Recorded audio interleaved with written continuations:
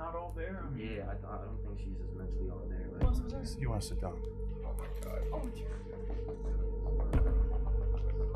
Wait to say this. Progress in Alameda, car into a building. 2 are deceased in the vehicle. Daughter's driving. Who died? Southwest Dispatch. Yes. Are you familiar where Progress coincides with Albion Road there in Strongsville? Yep. There's a car that's smashed up against the building. On the morning of July 31st, 2022, the Strongsville Police Department responded to this shocking 911 call. Inside the car were 3 teens returning from a house party. The responders who arrived at this horrific scene could barely fathom the extent of the damage. But little did anyone know, this reckless driving accident would reveal the most terrifying murder plot in Strongsville history. Duty. Radio. This car's split in 2.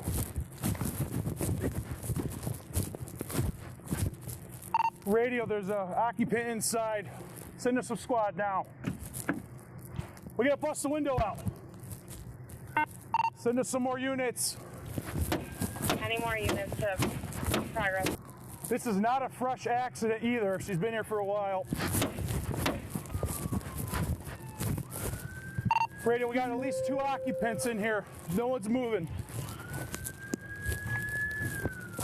Oh my God. Oh my God. Times 3, guys. Radio, 3 occupants. You can feel the shock and disbelief in the officer's voice. As they waited for the paramedics to arrive, they ID'd the owner of the car, who was also unconscious at the wheel. Oh my God, dude.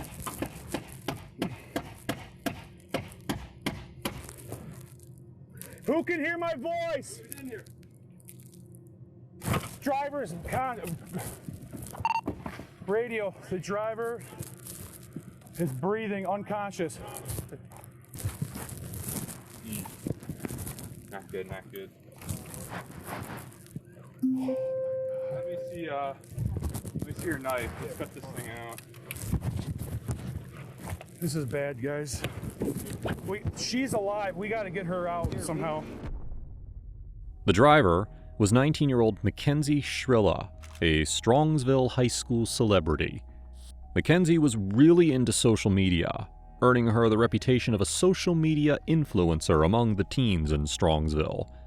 Her Instagram was packed with lifestyle photos, and her TikTok was full of trendy fashion videos.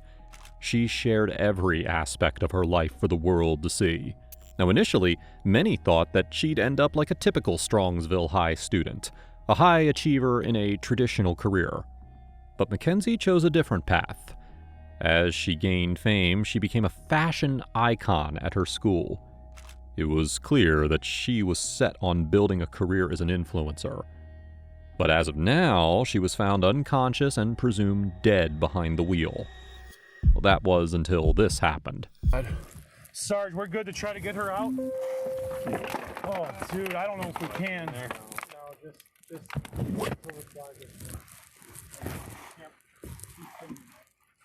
Oh my God. start looking for a wall. You see her breathing? She's breathing. She's breathing. Her head's wedged. Let's see if we can get some IDs, guys. She's breathing. I saw her stomach. Her stomach's moving. Look. Yeah. We got 2 that are gone. Mackenzie was still breathing, but her body was wedged under the dashboard. With the help of firefighters and medics, they were able to rescue Mackenzie and transport her to the nearest hospital. The investigation of what happened that morning started as soon as she arrived at the hospital. But before any hard questions were asked, the officers had to do the hardest part of their job. Okay. No. You want to sit down? Wait to say this. Progress in Alameda, car into a building. 2 are deceased in the vehicle. Daughter's driving. Who died? I don't know whether, but there's one that we don't know. His name's Jacob. Does anyone know Jacob? Dom? No, stop. Let him talk. Guys, I know, we've been dealing with this. Your daughter's okay. She's talking to us. I talked to her, okay? Your daughter's alive, okay? Your daughter's alive. She was driving the vehicle. Okay. Who's that? Jacob and who? I think. What's the name you said? Dom. Might be. Oh my God! Stop. The other passengers were Davion Flanagan and Mackenzie's boyfriend, Dominic Russo.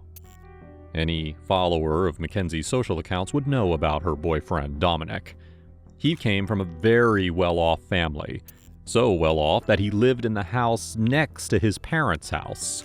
Dominic was goal-oriented and hoped on becoming a rapper one day. Basically, he was the perfect package, an ambitious young man with great looks. So, even with the 3-year age gap, you could tell the two clicked immediately.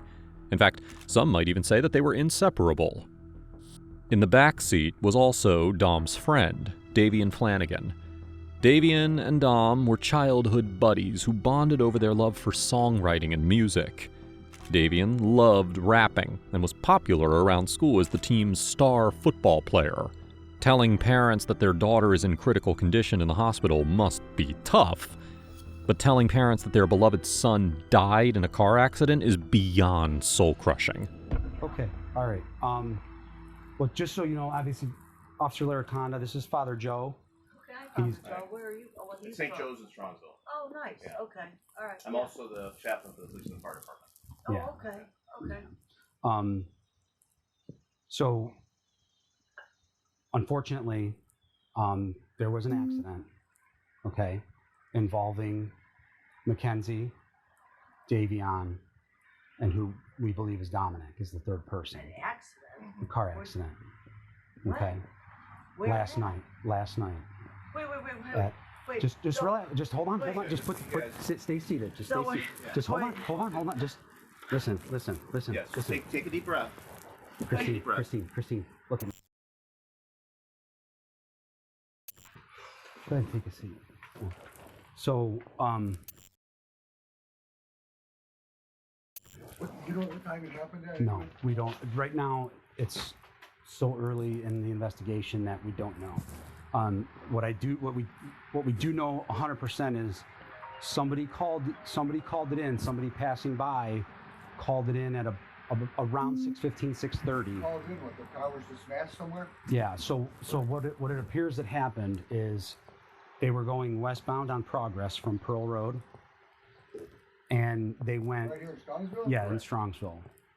That business that's right on Alameda, right where Progress ends, that's dead ends right there. They hit that building. They hit the sign out front, and then they hit the building. Would they fall asleep at the wheel or something? Don't know. We don't know that. So two kids are dead, my son's dead, another kid's dead, Go and ahead. the girl's in the hospital? she's in surgery right now. Oh my God, huh, Chris? Meanwhile, police officers were busy searching the car in hopes of finding clues about what could be behind such a horrific accident. The result of that search was the discovery of several drugs and accessories. Naturally, the most reasonable explanation for the accident seemed to be drug use.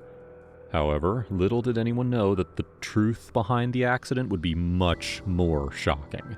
The investigators were shocked by the horrific condition of the car. The damage was extreme, unlike anything typically seen in a DUI case. The front of the car was totally obliterated. So to make sense of the situation, the police called in a forensic mechanic to prepare a detailed report on the car. The detectives also knew a few things about Mackenzie's background at this point. Trying to be the most popular girl in high school can make you a lot of enemies. The detectives were wondering, perhaps a mechanical failure had caused the tragedy. Now, while the investigation was ongoing, Mackenzie was in recovery. As soon as she was conscious enough, she posted a selfie from her hospital bed. That post not only garnered a lot of support from her friends, but also a lot of new followers.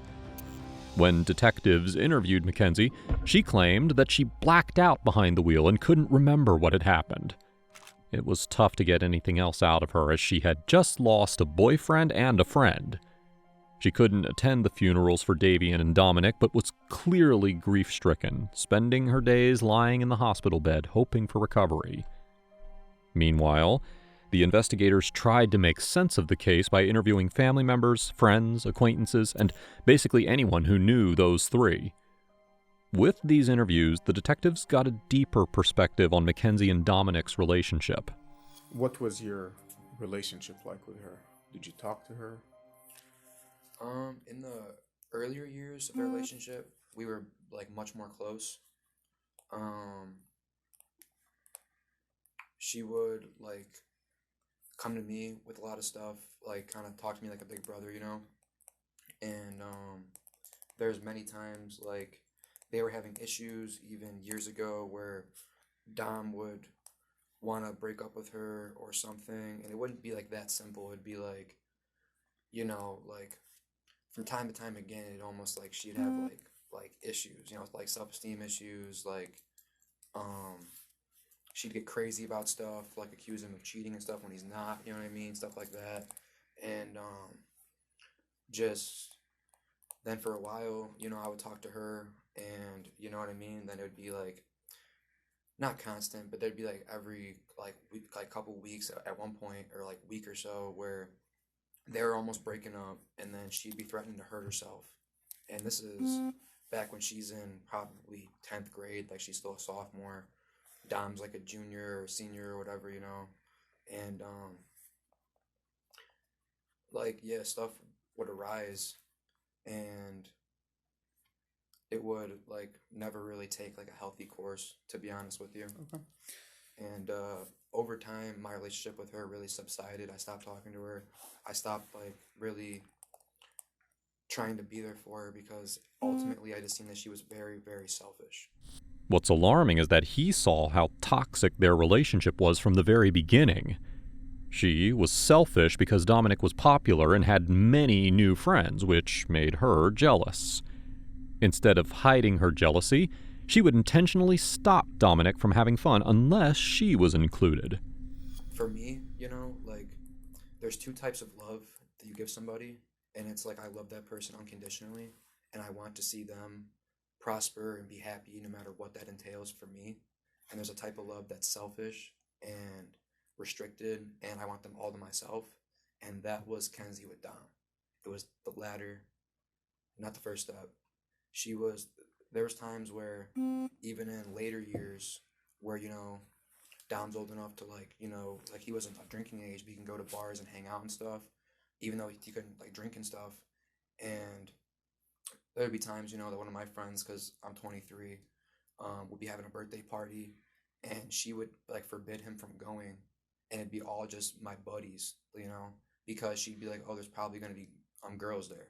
Well, if it's a bar, there's probably going to be girls there, yes, and there's probably going to be men there. It's going to be it's a public place, you know what I mean?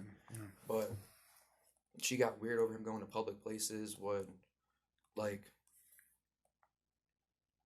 a lot of stuff.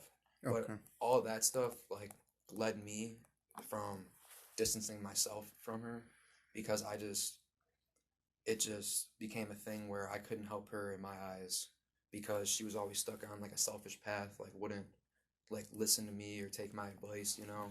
And even, like, even in, like, the aspect of, like, it's better to have loved and lost and never have, like, loved at all, you know? She never got that. Now, Dominic obviously tried to break it off a couple of times, but it was the craziness of Mackenzie that sort of obligated him to make up. This craziness was something even Angelo was aware of. By the way, if you're finding the video interesting, please make sure to hit that subscribe button. It really supports the channel.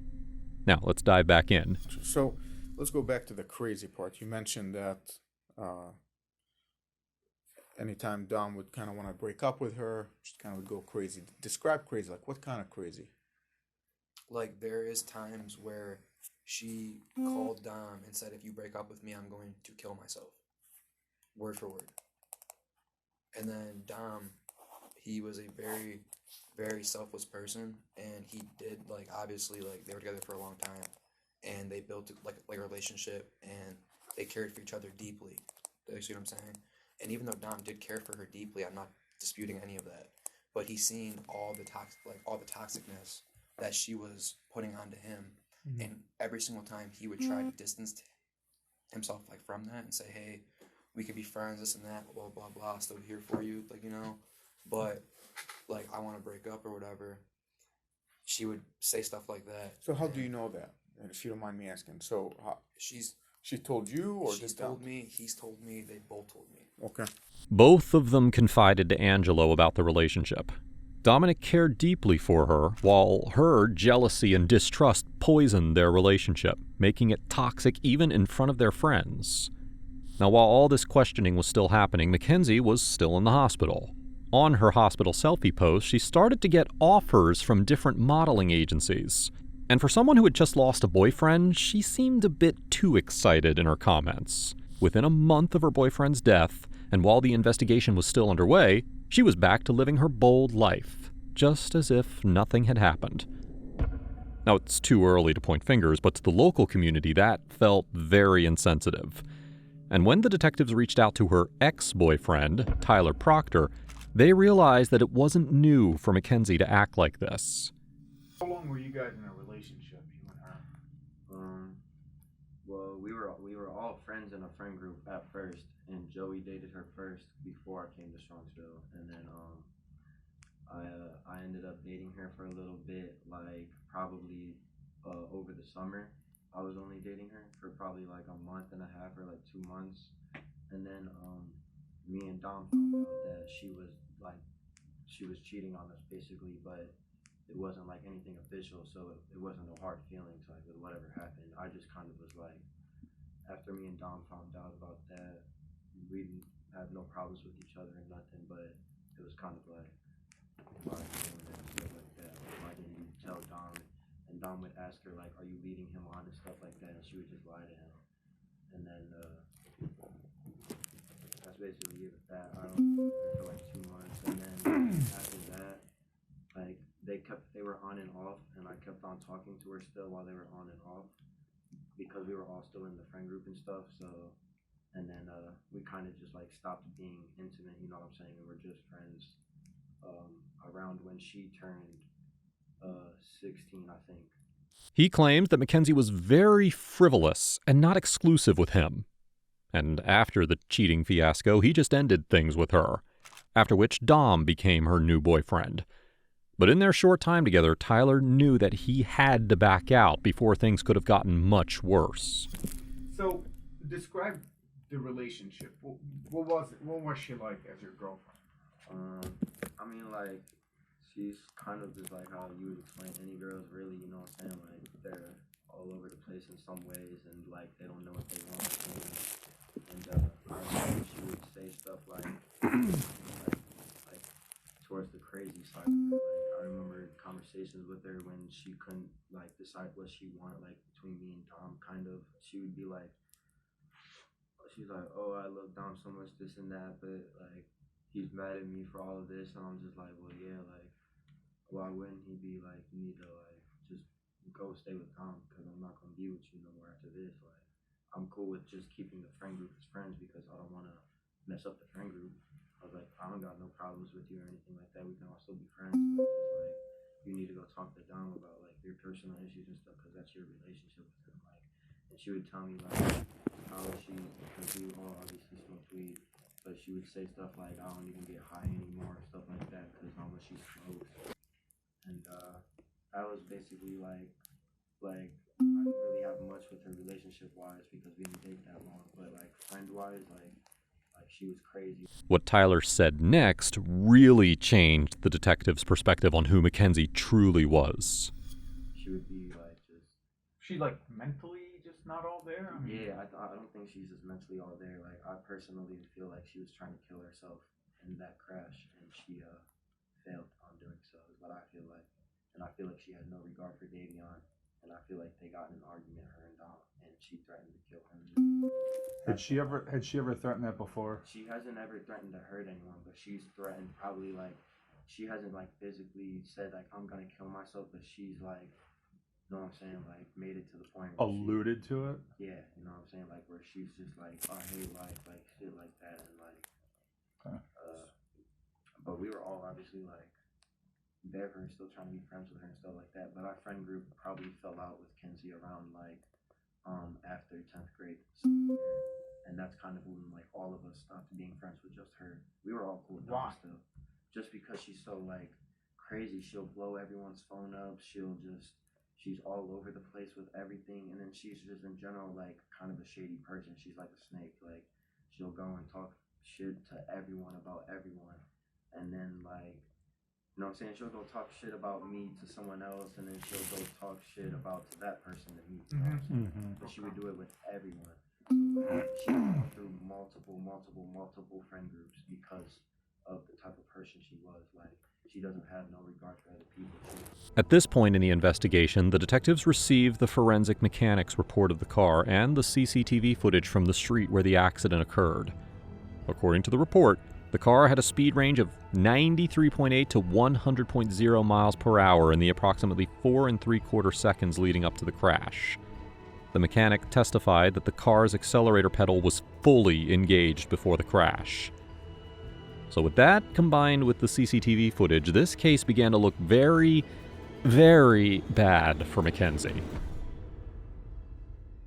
We can see Mackenzie's Toyota Camry turning off of Pearl Road onto Progress Drive.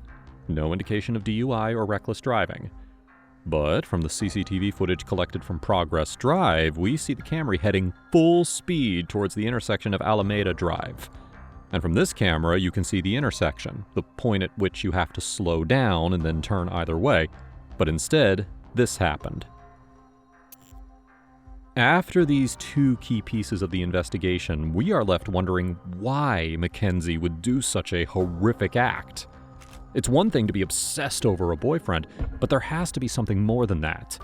It had to be something so devastating to her that her only way out was to crash into a brick wall. I don't know if she was tripping or not, but like, if she was, like, that could have maybe even been avoided too, or like, I just don't understand why she was, like, they let her get that fast. I don't know if Davion and Dom were tripping and that's why they couldn't prevent the crash or something like that. So like, that's just like why I don't like, I just smoke weed now, that's it. So you think an argument happened in the car? I mean, yeah. I mean, you know all of them. So From Dom and Kenzie's relationship, like they were just always arguing. She was just, that's just how they were. And like me and Joey always talked about it. We're like, bro, Dom has so much going for himself. Like, why does he stick with Kenzie? Like, he can do so much better. Like so, Dom is an intelligent person. Explain something to me real quick though. They get into an argument. Okay. They argue, but why drive the car into the building? That's why I feel like she was trying to kill herself, and she wasn't really necessarily trying to kill them. I feel like she was trying to kill herself, and she just had no regard for Davion because of that's just how she is. Like, that's just what I think. Are your friend group, or maybe some high school kid? I mean, we've spoken to many, but those you think this is the consensus that she tried to kill herself? I think the consensus is that she did it on purpose. I don't think people know why. That's what people think? Yeah, people think that she crashed out, like, at least in our friend group, kind of, like, we don't really know exactly what happened, because we don't know, like, if she tried to swerve or anything like that, but, like, when it first happened, that's definitely what everyone thought, was she was trying to do it on purpose. Like, that was the first thing that went into everyone's heads, is, like, she had to have been trying to kill herself when she did that. During this investigation, Halloween came, and Mackenzie the influencer was out and about living her social life. But on Halloween, a day when you can dress like anyone, Mackenzie chose to dress like this. This was Mackenzie's TikTok of the night, which was followed by dozens of pictures of them going around town looking like corpses. Now, while many argue that she was just out having fun, the choice of dressing up like a corpse is still incredibly insensitive. But to top all of this, to top the evilest of evils in this situation, she posted TikTok number 3, which exposes not only her insensitive nature, but also her devilish intent. This TikTok shocked everyone, especially Dom's and Davion's parents, who stopped being sympathetic to Mackenzie after this. They just couldn't believe how she could think to make such an insensitive post. It was now clear to the investigators that Mackenzie had evil intent behind the car accident. Right after this TikTok went live, the investigators started wrapping up the interviews to reach the obvious conclusion. But little did they know, The last interview that they had planned would provide enough evidence in this case to lock up Mackenzie for good. So, do you remember the incident that I'm about to ask you about where Yes. you picked him up from the highway? Yes. Okay. That day, what do you remember? Where were you when you got the call? Who called you, and what did they ask you to do? I was actually at Christine's house. We were sitting around. She had just came back. She was sick. She got out the hospital and wasn't feeling well. Dominic called her, and he was upset. And she was like, "Well, where are you at?" And he was like, "I'm driving in the car with her." And he was like, "I just want to go." He was like, "I don't want to be around her anymore. I'm done." So she was like, "Well, do you mind going to go pick him up?" I said, "Not a problem." So as I leave her house, go to the highway, get on the highway, and I call him. I said, "Well, where are you at?" And she was like, "I'll crash this car." I'm like, "Dude, what you mean?" I'm like, "Dominic, just tell her to pull over. Like, I'm right behind you guys, so just pull over and stop, and I'm right here. Like, I'll be there in 2 seconds." So I hop on the highway. They were more down towards the Pearl. I get on at 82, and they were more a little bit past the Pearl exit right there. And it was raining. So as soon as I pull up, she's just going like this, and he's trying to get out the car. And once he get in the car with me, I said, "Dude, you don't have to deal with this. You're young. You have a long life to live. You don't have to deal with no chick in her attitudes, whatever. If you're not happy, just let her go. You know what I mean? If it was true love, she'll be back." But yeah, we got in the car, and he was like, "Man, I just can't deal with, she don't want to listen. She drives like a maniac." I was like, "Well, you don't have to drive with her. You have your own car, and just let her go about her way. Take your time away from her. Get yourself together." And he was like, "Yeah, I think that's going to be the best thing to do." If it wasn't for Dominic's panic call to his sister Christine, who later called his friend Christopher, this fatal accident could have happened a week earlier. When you were on the phone with him, can you clarify again what you heard her say over the phone? She said she'll crash this car right now. You heard her say that? Okay. And so they pulled the car over. Were they on the right side or the left side? Do you remember? Right side. Right side. Yeah. So right off the berm. Right off the berm. So did you get out of the car, or did Dom just come back to you? Well, I was starting to get out the car because I seen her just going over, grabbing him and swinging at him. So she's swinging at him, reaching over? Okay. And I started to get out the car, and then I seen the door open, and he jumped out, and I said, "Well, come on, dude, it's raining. Let's get in the car. Okay. We're out of here." And so when you guys left, where was she? She was still in the car. Still in the car, still at the highway? Okay. During the investigation, detectives examined Mackenzie Shrilla's iPhone and social media accounts. What they uncovered offered a disturbing insight into her behavior and character. Investigators organized these findings into key themes, which would later reveal crucial details about her involvement in the deaths of Dominic Russo and Davion Flanagan.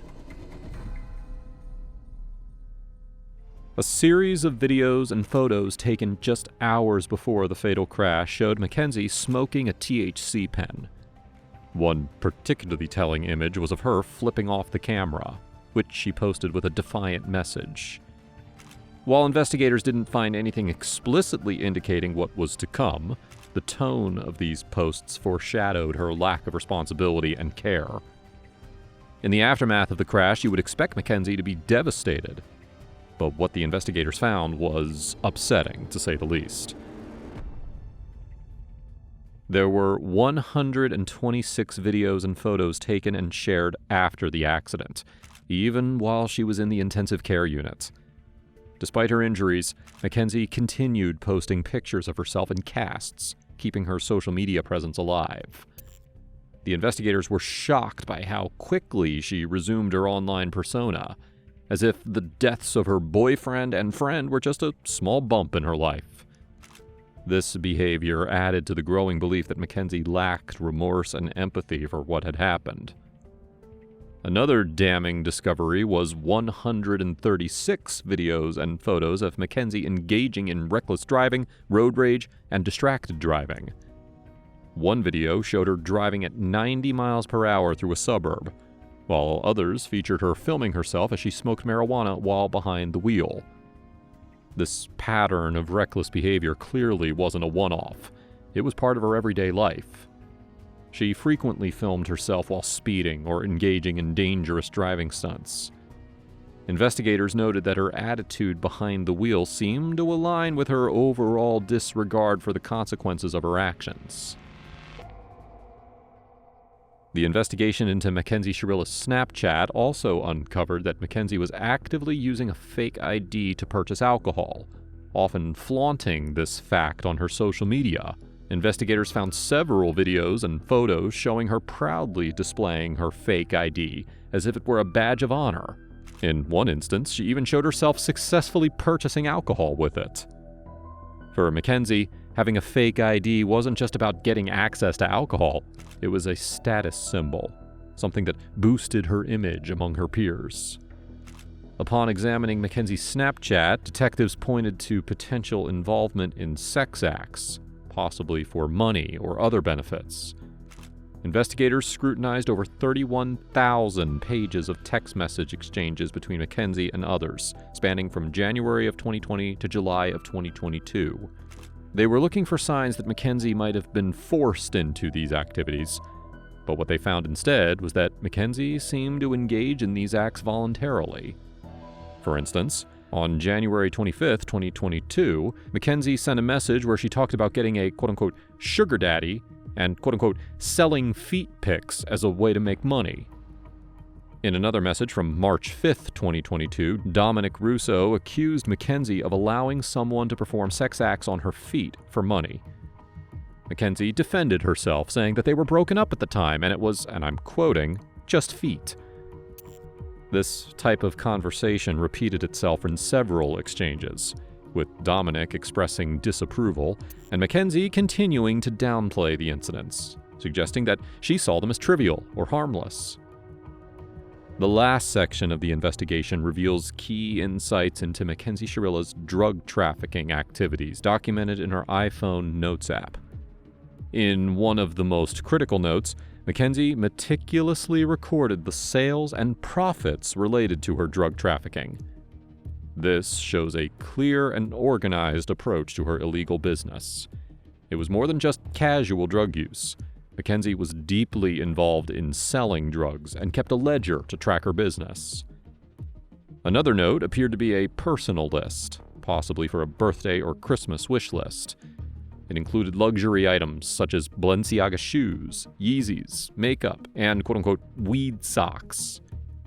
The list also included labeling herself a quote-unquote lean enthusiast, complete with a heart emoji. The investigators now had a full case against Mackenzie Shrilla, a case which compelled them to believe that this reckless driving accident was no accident. It was first-degree murder. Right back there, pal. Hi, Mackenzie. Step out for me. I'm Detective Jesus. I'm the one who's been investigating the crash. You're under arrest for aggravated murder ×2, okay? Nobody's gonna ask you any questions. Nobody's gonna bother you. Can I have your key, please? Could you please be careful taking this one off so it doesn't break the bracelet, please? You got it. You got it. No. Thank you. You got it. On August 14th, 2023, nearly a year after the incident, a bench trial took place, the highlight of which was Mackenzie's lack of remorse. We think the defendant has shown a shocking lack of remorse, Your Honor. We think that she has continually put forward that this was an accident in spite of the fact that the evidence is in direct contradiction. Your Honor, you were on Progress Drive. You saw the evidence that was displayed in court. And Your Honor, we think that you are the person who is in the best position to decide an appropriate sentence. We have full confidence in the sentence that you'll give her. Thank you. The defense, of course, countered with their belief that Mackenzie grieved over Dom's loss in her own way. Halloween, for 3 months after the accident, she would only wear his clothes. She would only eat the snacks he ate. She would only listen to the music he wrote, okay? She was laying in bed for 3 months crying. There was a shrine of him next to her with photos and things that he liked, and this flower that lights up that he got her because he wanted it to be fresh and alive forever. It's like a little Beauty and the Beast flower. Okay, she's got this shrine of him next to her. So she was crying for 3 months. So her friends asked if she wanted to go out trick-or-treating or Halloween, and it was at OU. And she didn't even want to go. She said, I don't know, should I go? She couldn't even walk yet, barely. So I told her, I said, baby, please go. It's Halloween. You've been laying for 3 months crying, only listening to his music. Please go. Have just a moment of fun. A moment of fun. So we told her to go. My husband drove her. I brought her back home. She just needed a second of fun from losing her whole world. Her whole world. So that was us. We told her to go. And that concert she went to with Dom's cousin, Abby, they picked her up. They brought her there. That was Dom, Mackenzie and Dom and Abby all decided to go to this concert together while they were in the hospital. That was for Dom. Everything she did after the accident was either in honor of him, to be close to him, or just to be by him any way that she can. While that was touching to hear, it still didn't mean that she could dress up as a drug or a corpse for Halloween. That in no way showed that she was grieving over Dom. Shrilla was charged on several counts, including 2 counts of murder and aggravated vehicular homicide. And on August 21st, 2023, Judge Nancy Margaret Russo sealed her fate. So she's sentenced on count 2, the murder of Davion Flanagan, 15 years to life. She's sentenced on count 1, the murder of Dominic Russo, 15 years to life, to be served concurrent to each other, with credit for time served. I'll waive fines, fees, and costs, and your appellate counsel will be assigned. Are there any questions from the state? No, Your Honor, thank you. Any questions? No, Your Honor. All right, thank you.